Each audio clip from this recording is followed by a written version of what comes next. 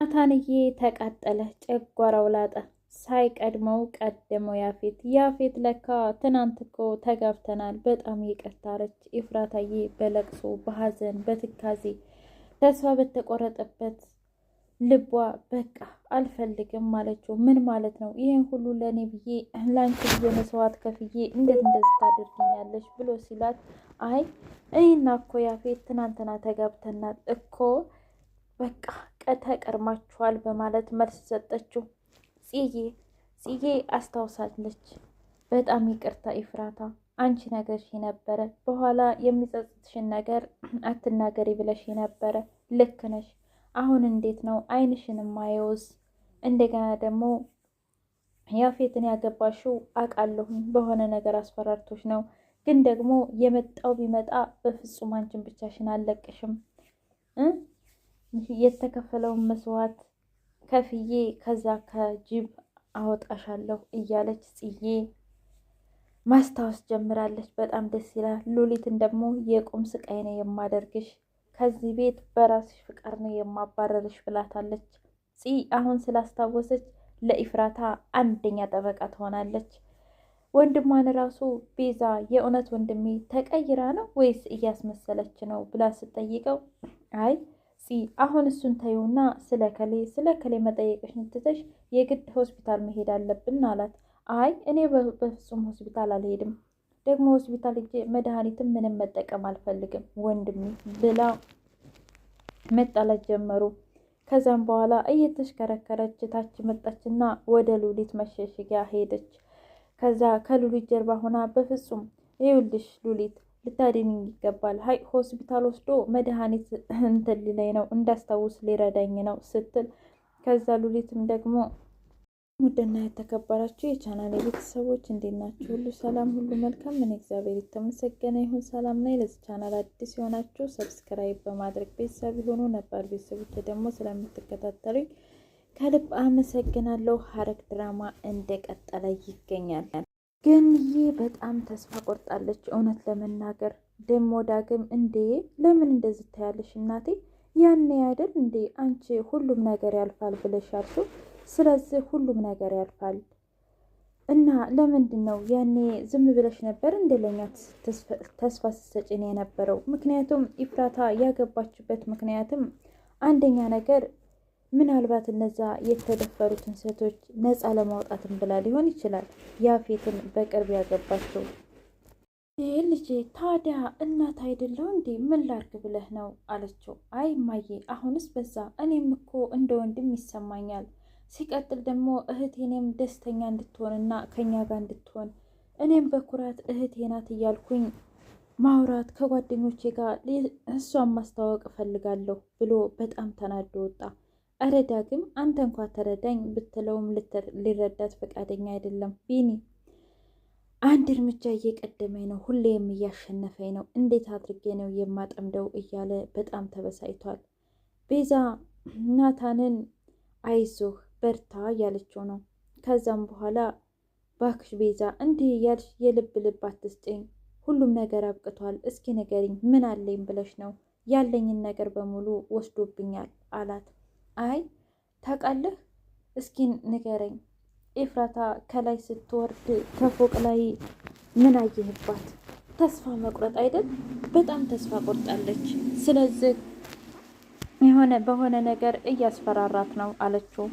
ከዛም በኋላ አይ ቤዛ እንደዚህ አይነት ነገር አትበይ፣ አሁንም ቢሆን ዝም ብለሽ ነው አንቺ አይደለም እሷ ራሷ ፈልጋና ፈቅዳ ያደረገችውን ነገር እንደዚህ እያልሽ ተስፋ አትስጪኝ ሲላት፣ አይ እኔ በፍጹም እንደሱ ብዬ ተስፋ አልሰጠውኩም፣ እውነትን ነው የምነግርህ። ኢፍራታ በሆነ ነገር አስፈራርቷን ነው ያውሬ የሆነ ሰውዬ እያለች ነገረችው። ለማንኛውም አሁን እኔ መውጣት አለብኝ፣ ብቻዬን መጠጣት ነው የምፈልገው ብሎ አንድ ጠርሙስ መጠጥ ወይን በሙሉ ገልብጦ ጠጣው። መስከር እንኳ የለም፣ ፍንክች እንኳ አላለም።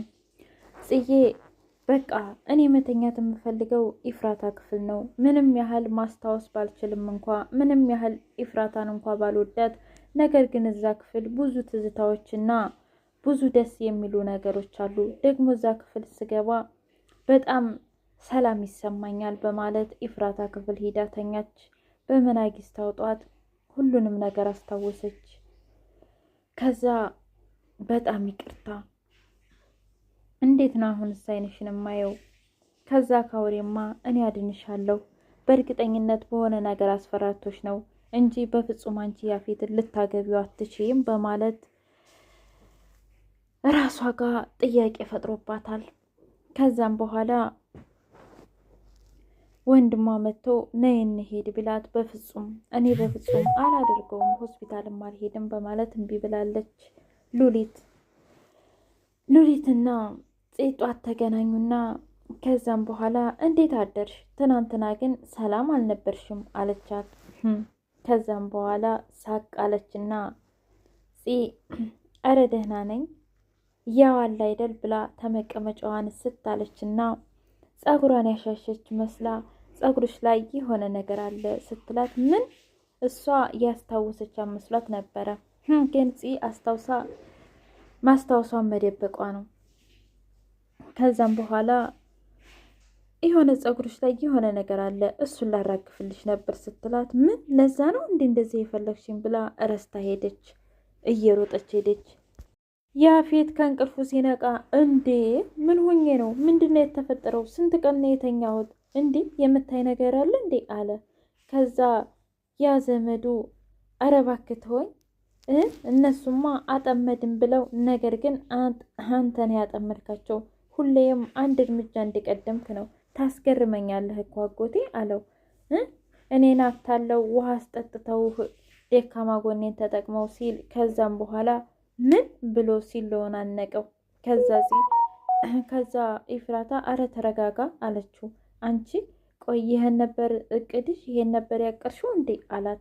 አይ አረ እኔ በፍጹም እኔ የለሁበትም፣ እዚህ አይነት ነገር ውስጥ በፍጹም የለሁበትም ስትለው ከዛም በኋላ የ80 ሚስቴ መሆንሽን አልነገርሻቸውም እንዴ? ንገሪያቸው እንጂ በማለት መለሰላት። ከዛም በኋላ ዘመዱ ተነሳና አይ ኧረ እባክህ ተው እንጂ የናታንንና የቢንያምን ፊት ብታይ ኑሮ እንዴት ደስ ይለኝ ነበር ብታይ። ምክንያቱም ፊታቸው እንዴት እንደተቀያየረ እንዴት ስብርብር እንዳሉ ብታይ እና አውቀዋል። እንደዛ ከሆነ ጥሩ ነው፣ ግን ዋጋችሁን እሰጣችኋለሁኝ ከዚህ በኋላ እያለ በጣም ተናደደ። ስለዚህ ንገሪያቸው ለዚህ ሁሉ ዋጋ ይከፍሉበታል በማለት ኢፍራታን አስፈራራት። ቢኒ ተው ግዴለህም ተው፣ ከዚህ በኋላ ማስታወስ ጀምራለች። ስለዚህ ቢኒስ እንዴት ነው የሚሆነው? ምክንያቱም ፍቅር አጫውቶት ፍቅር ውስጥ ጥልም ብሎ ነበር። አሁን ግን አንድና አንድ ኢፍራታን ማዳን ብቻ ነው የምትፈልገው። ወንድሟን ሳይቀር የእውነት ቤዛ ተቀይራ ነው ወንድሜ ወይስ ደግሞ እያስመሰለች ነው በማለት ጠይቃለች። ናታንም ደግሞ አሁን ስለሱ ነገር ማውራት አለብን? በፍጹም ማውራት የለብንም እባክሽ ታይ በማለት መልስ መለሰላት። ገኒ ምን ላርግልሽ ልጄ? ስትደፈሪ ከጎንሽ አልነበርኩም፣ ስትዳሪም ከጎንሽ አልነበርኩም እያለች ራሷን እየወቀሰች ነው ያለችው። ዳግምም ቢሆን ኧረ ተይ እማዬ ሁሉም ነገር ያልፋል ቢላት እንኳ በፍጹም እንትን ልትል አልቻለችም። ከዛ ዳግም እንዴ አንድ ጊዜ ታስታውሺ ከሆነ ሁሉም ነገር ያልፋል ብለሽ የሆነ ነገር አንብበሽልን ነበር፣ የሆነ ታሪክ ነግረሽን ነበር በማለት ወደ ኋላ ተመልሰው የቢንያም መታሰር፣ የናታን መታሰር፣ የናታን መፈታት እንዲሁም ደግሞ ከኢፍራታ ጋር መደባደቧ ብዙ ነገር ብቻ እያስታወሰች ሁሉም ነገር ያልፋል። ምክንያቱም ዛሬ የወደቀ ነገ ቀና ይላል፣ ዛሬ ቀና ያለ ደግሞ ነገ ይወርቃል፣ ዛሬ የነገሰ ነገ ስልጣኑን ይለቃል፣ ይዋረዳል እያለች ሁሉም ነገር ያልፋል በዚህ ውስጥ እያለች ነበር። ያኔ ቤዛ እያስቸገረቻት ስለነበረ